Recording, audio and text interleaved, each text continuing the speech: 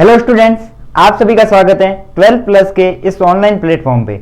आज हम आपके लिए लेके आए हैं बीएससी थर्ड सेम के कुछ इंपॉर्टेंट क्वेश्चन है जो आपके मिड टर्म और फाइनल एग्जाम के लिए हेल्पफुल रहेंगे, जिसका आज हम सॉल्यूशन देखेंगे।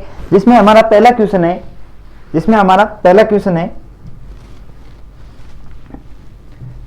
है कि एक पृष्ठ दिया हुआ है, ठीक है, जिसका क्षेत्र दिया हुआ है वो कितना है 1 आई कैप प्लस 2 जे कैप प्लस 3 के कैप मीटर स्क्वायर है। ठीक है, हमें पृष्ठ का क्षेत्रफल दिया हुआ है को किसी समविद्युत क्षेत्र में रखा गया है, जिसमें इलेक्ट्रिक फील्ड की वैल्यू दी हुई है 4 I cap plus 5 J cap plus 6 के कैप वोल्ट प्रति मीटर, ठीक है, में रखा गया है। तो पृष्ठ से निर्गत विद्युत फ्लक्स की गणना करनी है। हमें क्या फाइंड आउट करना है, विद्युत फ्लक्स फाइंड आउट करना है। ठीक है, तो विद्युत फ्लक्स क्या होता है, जिसे हम फाई से डिनोट करते हैं। तो विद्युत फ्लक्स होता है कि किसी बंद पृष्ठ से निर्गत होने वाली या बाहर निकलने वाली विद्युत बंद रेखाओं की संख्या को क्या कहते हैं, विद्युत फ्लक्स कहते हैं। ठीक है, जिसे हम फाई से डिनोट करते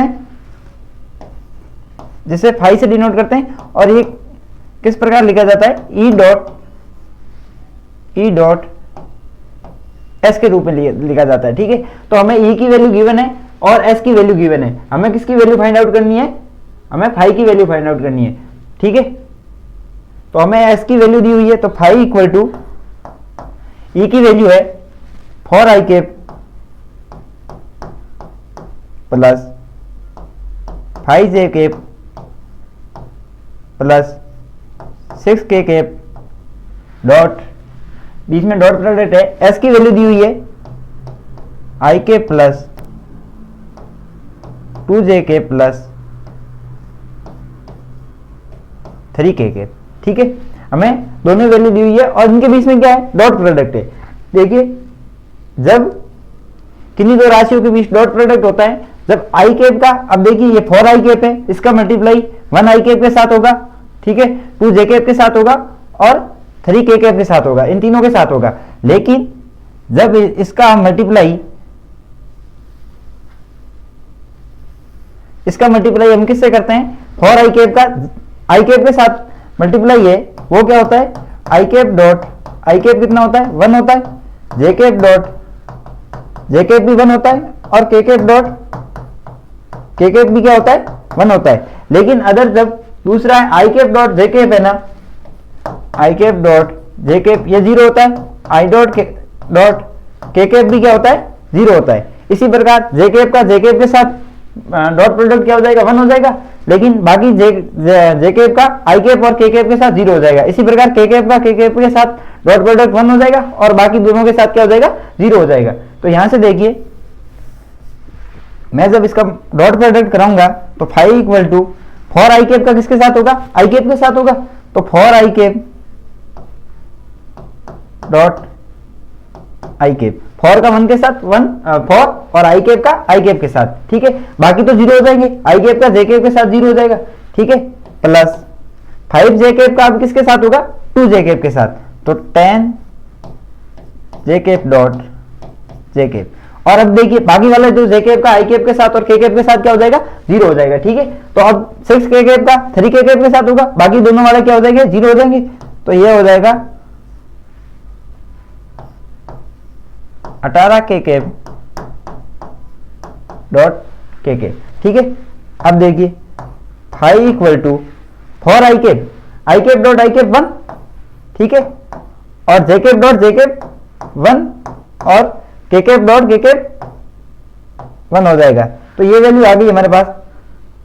तो फाई की वैल्यू क्या आ गई, इन सबको ऐड करेंगे, 4 प्लस 10 14 और प्लस 18 कितने हो जाएंगे, 32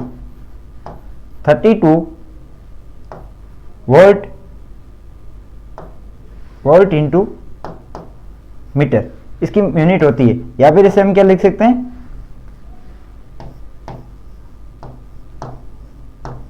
वेबर भी लिख सकते हैं। तो ये विद्युत फ्लक्स की हमारे पास वैल्यू आ गई। ठीक है, तो ये तो हो गया हमारा पहला क्वेश्चन। अब हम देखेंगे नेक्स्ट क्वेश्चन। तो सेकंड क्वेश्चन क्या है कि सिद्ध कीजिए कि स्थिति सदिश आर दिया हुआ है, ठीक है, हमें, और हमें क्या करना है, इसकी कर्ल की वैल्यू फाइंड आउट करनी है। कर्ल ऑफ आर जो हमें सिद्ध करना है कि वो 0 के बराबर है। ठीक है, हमें पोजीशन वेक्टर दिया हुआ है और हमें करल आर का क्या करना है, वो क्या होना चाहिए, 0 के इक्वल होना चाहिए। ठीक है, तो हमें गिवन क्या है, गिवन है गिवन है curl R vector equal to 0। इसे हम इस प्रकार भी लिख सकते हैं del cross R equal to 0। ठीक है, कर्ल का मतलब क्या होता है? Cross product. ठीक है, और हमें प्रूव क्या करना है?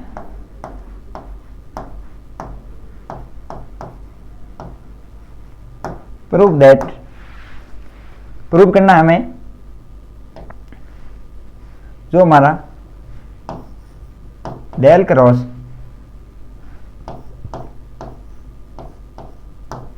Are vector equal to 0। ठीक है, तो हमें देखिए जब इस डेल की वैल्यू क्या होती है कि del equal to del upon del x i k plus del upon del y j k plus del z के। ठीक है, इसकी वैल्यू होती है del x i k plus del y j k plus del z के। ठीक है, तो इसकी वैल्यू होती है। अगर हम इसकी वैल्यू इसमें रख दें तो ये बन जाएगा del upon del x i k plus del upon del y j k plus del upon del z k into r vector की कितनी है value? X i k plus Y j k plus Z के। ठीक है, पिछली बार क्या था? Dot product था, इस बार क्रॉस प्रोडक्ट है, तो ये डायरेक्ट नहीं होगा। क्रॉस प्रोडक्ट करने के लिए हमें क्या बनानी पड़ेगी? इसकी सारणिक बनानी पड़ेगी। और सारणिक अगर हम बनाएं इसकी,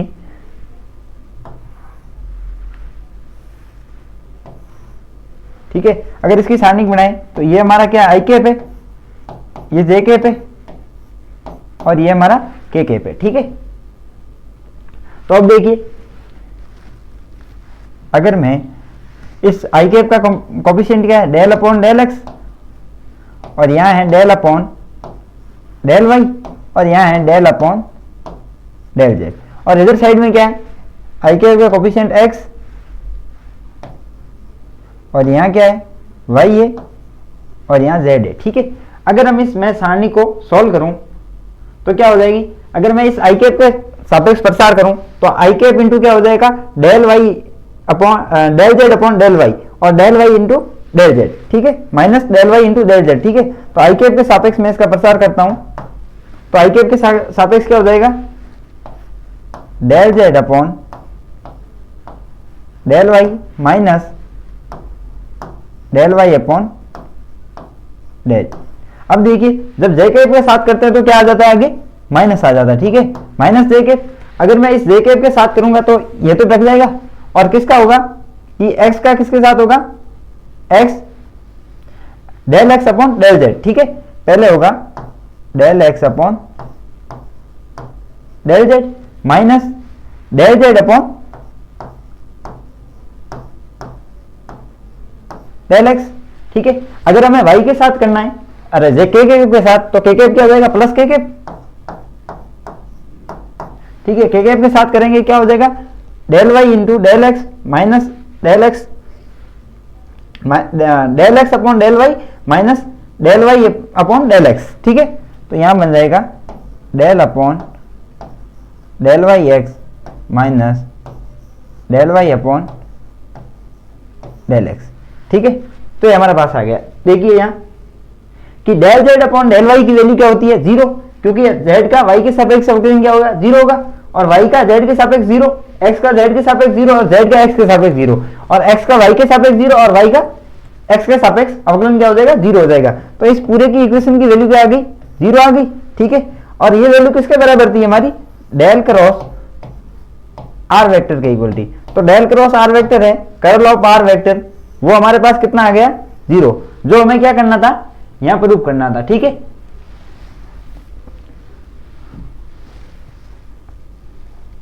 ठीक है, जो हमें प्रूव करना था del cross R vector equal to 0। तो ये हमारा एक क्वेश्चन सॉल्व हो गया। ठीक है, और ये हमारा प्रूव हो गया। ठीक है, तो अगर आप, ये तो सब क्वेश्चन है जो यूट्यूब पे कराने, इंपॉर्टेंट क्वेश्चन कराने संभव नहीं है। ठीक है, अगर आप और ज्यादा इंपॉर्टेंट क्वेश्चन चाहते हो तो आप हमारे 12+ के ऐप के साथ जुड़िए। वहां आपको बहुत सारे इंपॉर्टेंट क्वेश्चन प्रोवाइड कराए जाएंगे और उसके साथ उनका सॉल्यूशन भी वीडियो लेक्चर में है। तो आप 12 प्लस ऐप से जुड़िए और बहुत सारे क्वेश्चन इंपॉर्टेंट क्वेश्चन पाइए, ठीक है।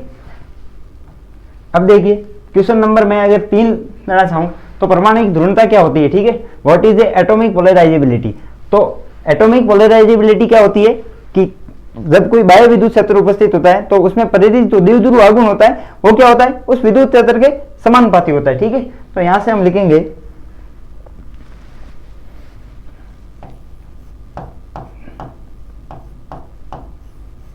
बाह्य विद्युत क्षेत्र की उपस्थिति में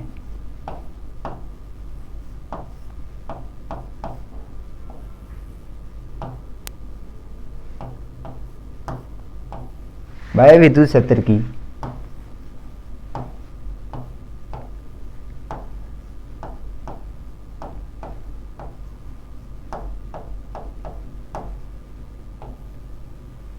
बाह्य विद्युत क्षेत्र की उपस्थिति में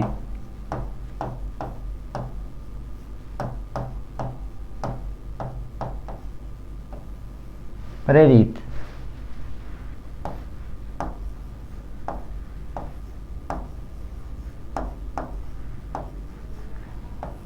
द्विध्रुव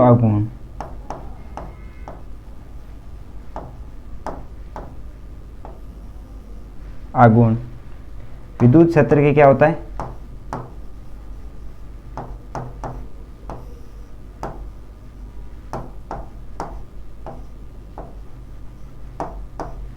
विद्युत क्षेत्र के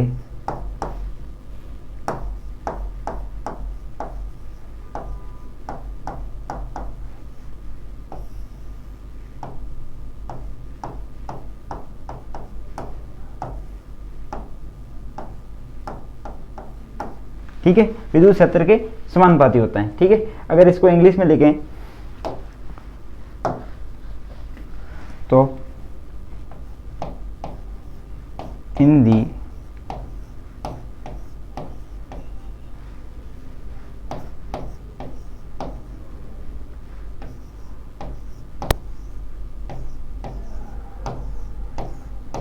presence of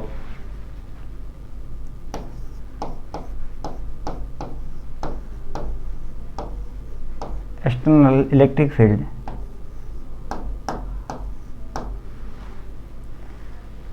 बाह्य विद्युत क्षेत्र की उपस्थिति में in the presence of external electric field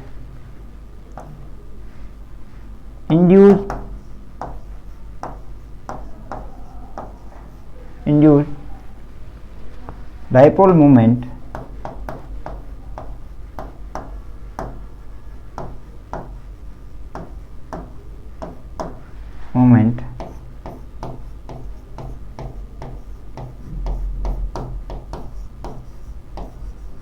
proportional to electric field, ठीक है। तो यहां से देखिए, तो ये क्या कह रहा है कि जो बाह्य विद्युत क्षेत्र की उपस्थिति में जो इंड्यूस डाइपोल मोमेंट है वो क्या होता है, उसके इलेक्ट्रिक फील्ड के समानुपाती होता है, ठीक है। तो अगर मेरा इलेक्ट्रिक फील्ड ई है, ये किसके समानुपाती हो गया, डाइपोल मोमेंट पी किसके समानुपाती हो गया, इलेक्ट्रिक फील्ड के समानुपाती हो गया, ठीक है। अगर हमें समानुपाती से हटाना तो ये कांस्टेंट लगाना पड़ेगा। तो डाइपोल मोमेंट किसके बराबर हो गया, एल्फा इंटू ई। एल्फा क्या है, यहाँ तो क्या है, एल्फा कांस्टेंट है, यहाँ क्या है, समानुपाती से है, ठीक है। तो यहाँ तो एल्फा क्या है,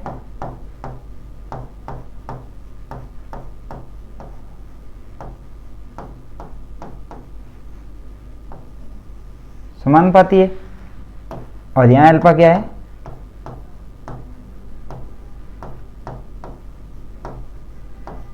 कांस्टेंट, ठीक है। अब देखिए ये अल्फा क्या होता है कि ये वाला अल्फा है, इसे ही क्या बोलते हैं हम, परमाणविक ध्रुवणता बोलते हैं, ठीक है, एटॉमिक पोलराइजेबिलिटी। ये अल्फा ही क्या है, एटॉमिक पोलराइजेबिलिटी है, ठीक है। तो अल्फा क्या है यहाँ,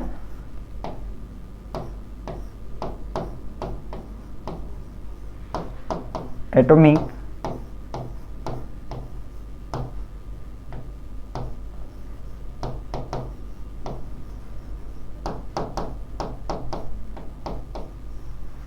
तो एटॉमिक पोलराइजेबिलिटी है, ठीक है।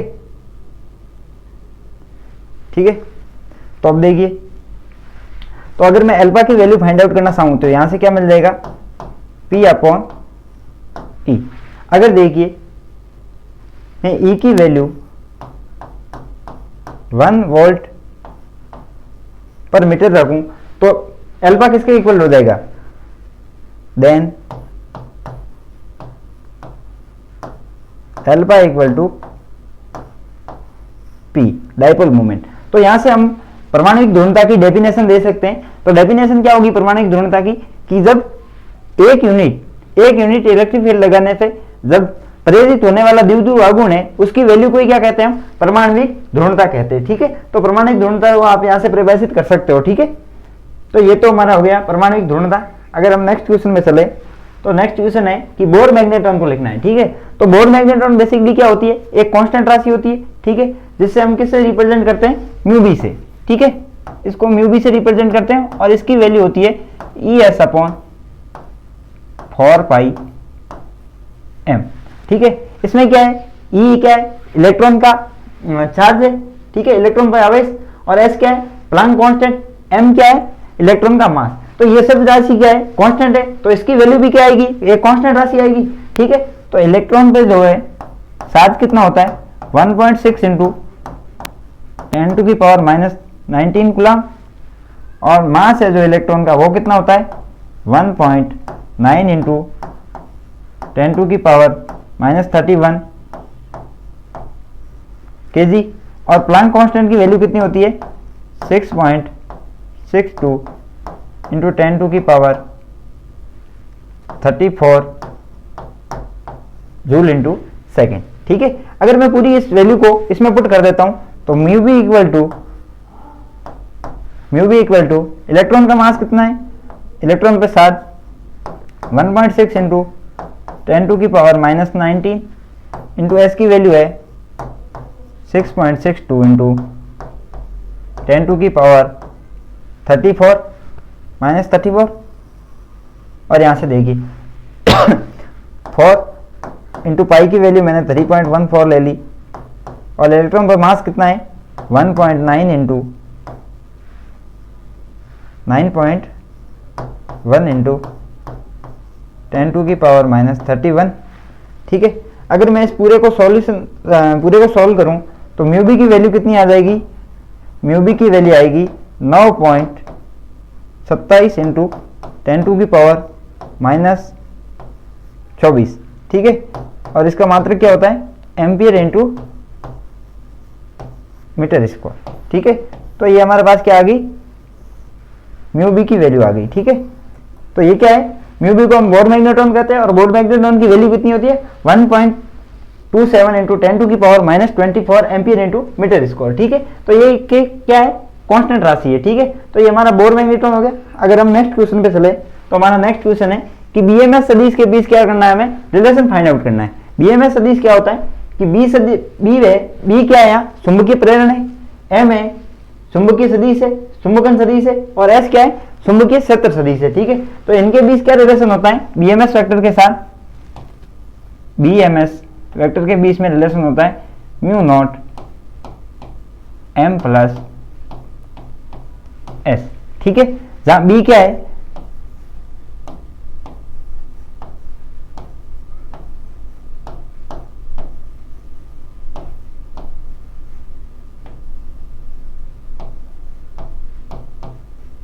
चुंबकीय प्रेरण है, और एम क्या है,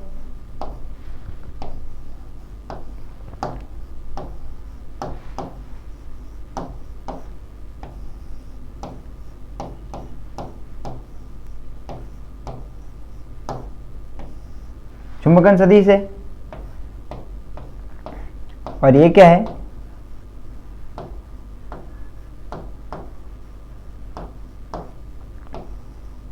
चुंबकन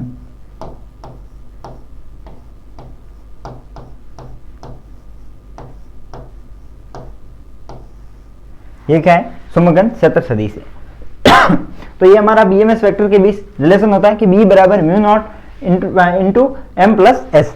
अगर आप इसका पूरा सॉल्यूशन चाहते हो कि ये रिलेशन आता कहाँ से, तो आप 12 प्लस के ऐप पे जाइए, वहां पर इसका पूरा सॉल्यूशन करवा रखा है, तो वहां से जाके आप देख सकते हो। ठीक है, तो आज ही आप 12 प्लस के साथ जुड़िए और इसका सॉल्यूशन पाइए पूरे का। ठीक है, अब अगर हम नेक्स्ट क्वेश्चन पे चले तो हमें क्या करना है, गाउस का नियम लिखना है और उसके बाद इसका समाकलन तथा अवकलन रूप फाइंड आउट करना है। ठीक है, तो गाउस का नियम क्या होता है, आप कोई बंद सतह है, ठीक है, किसी विद्युत क्षेत्र में कोई एक बंद सतह है या पृष्ठ है, बंद पृष्ठ से जो हमारी विद्युत फ्लक्स है उस बंद पृष्ठ से, उसका मान क्या होता है कि उस पृष्ठ के द्वारा परिबद्ध जो आवेश होता है उसका कितना होता है, 1/ε0 गुना होता है। ठीक है, तो यहां से देखिए हम इसकी डेफिनेशन लिखे तो तो इसका स्टेटमेंट क्या हो जाएगा,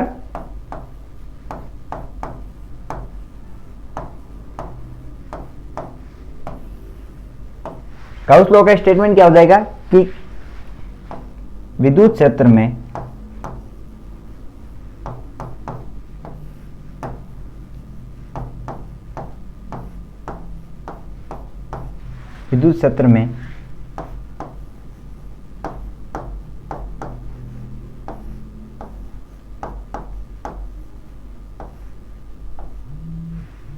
किसी बंद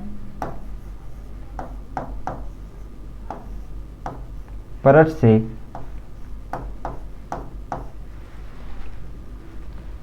से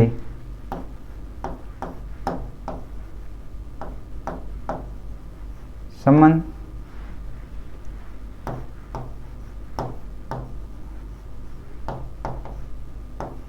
विद्युत फ्लक्स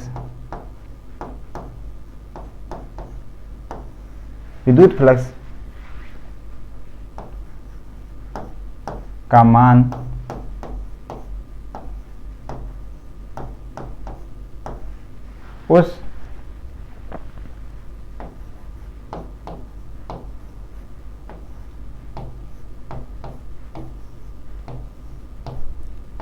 उस बंद सतह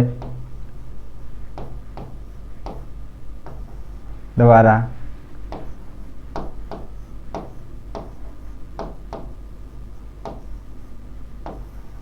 परिबद्ध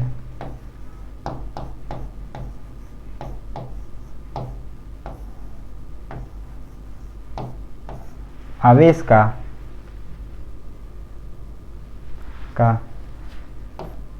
1/ε0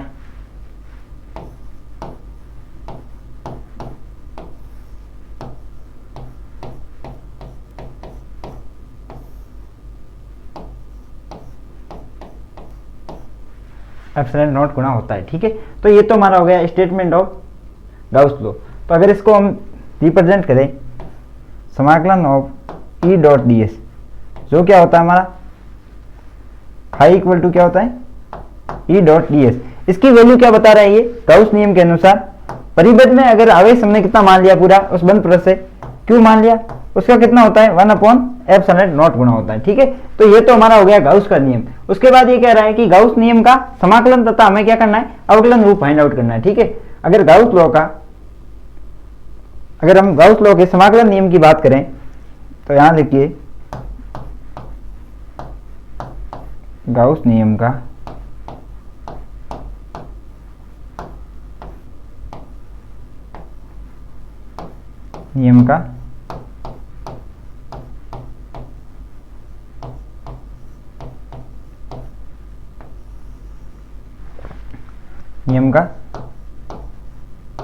समाकलन रूप।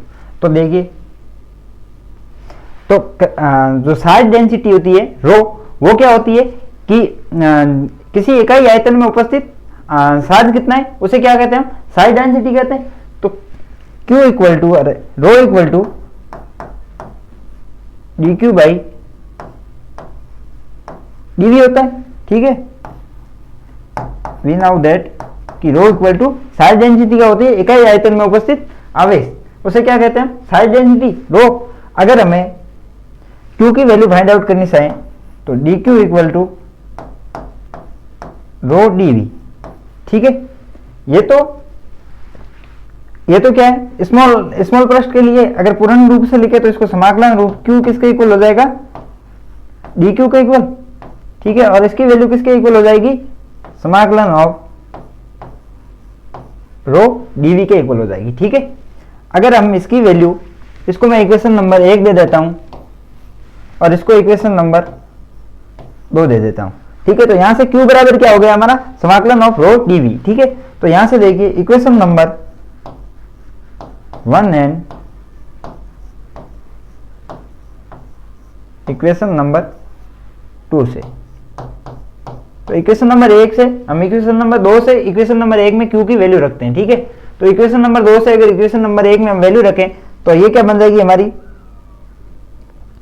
कि समाकलन of E dot D S equal to q की जगह हमें क्या रखना है, rho D v upon epsilon naught. Epsilon naught क्या है, माध्यम की विद्युतशीलता, जो ये कांस्टेंट राशि है तो ये बाहर आ जाएगी और इसकी वैल्यू किसके बराबर होगी, E dot D S equal to 1 by epsilon naught rho D V. ठीक है, इसे क्या बोलते हैं, गाउस नियम का समाकलन रूप। इसे क्या बोलते हैं, गाउस नियम का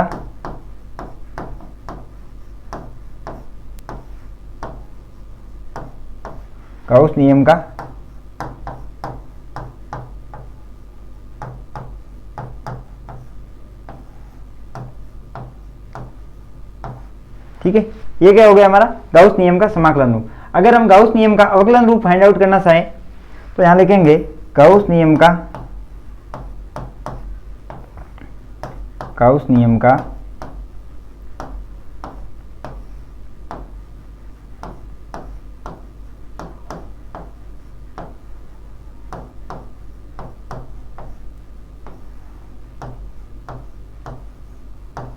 तो गाउस नियम का अवकलन रूप क्या होता है कि गाउस नियम का अवकलन रूप अगर हम फाइंड आउट करना चाहते हैं तो उसके लिए हम क्या करेंगे,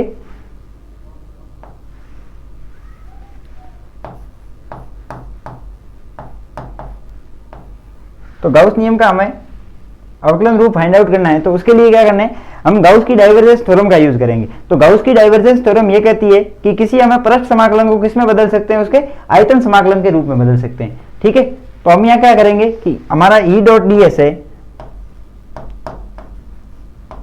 इसको हम क्या कर सकते हैं, इसके आयतन समाकलन में बदल सकते हैं। तो आयतन समाकलन में बदलेंगे क्या हो जाएगा, del dot E into DV. ठीक है, तो ये हमने इसको बदल दिया। अगर हम E डॉट डी एस की जगह यहाँ क्या रख दे, यहाँ हम रख देते हैं समाकलन of del dot E into DV. ठीक है, इसकी जगह, तो इसकी जगह हम रखेंगे तो ये किसके इक्वल बन जाएगा, del dot E into dv equal to 1 upon epsilon naught समाकलन ऑफ रो dv। ठीक है, अगर देखिए यहां से तो दोनों और आयतन समाकलन है, तो आयतन समाकलन से आयतन समाकलन कैंसिल आउट हो जाएगा, E dot 1 upon epsilon not into rho. तो डेल डॉट E की वैल्यू किसके बराबर आ गई, रो अपॉन एप्सिलॉन नॉट के इक्वल आ गई। ठीक है, रो अपॉन एप्सिलॉन, ये क्या है,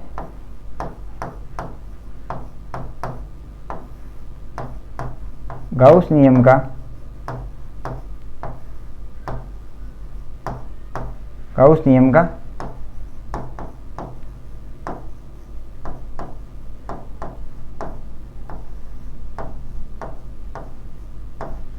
ये क्या है, गाउस नियम का अवकलन रूप। ठीक है, तो ये हमने गाउस नियम का समाकलन तथा अवकलन रूप दोनों ही फाइंड आउट कर दिए। तो आज के इस लेक्चर में हमारे पास इतने ही क्वेश्चन थे। अगर आप और सारे क्वेश्चन चाहिए और इंपॉर्टेंट क्वेश्चन चाहिए जो आपके लिए मिड टर्म और फाइनल एग्जाम के लिए हेल्पफुल रहे, तो आप 12 प्लस के इस ऐप से जुड़िए, जहाँ पे आपको वीडियो लेक्चर मिलेंगे उसके और उसका पूरा सॉल्यूशन, और दोनों ही मीडियम में मिलेंगे, हिंदी मीडियम और इंग्लिश मीडियम में आपको नोट्स भी प्रोवाइड कराए जाएंगे। तो ठीक है, तो आपको और इंपॉर्टेंट क्वेश्चन चाहिए तो आज ही जुड़िए 12 प्लस के साथ। Thank you.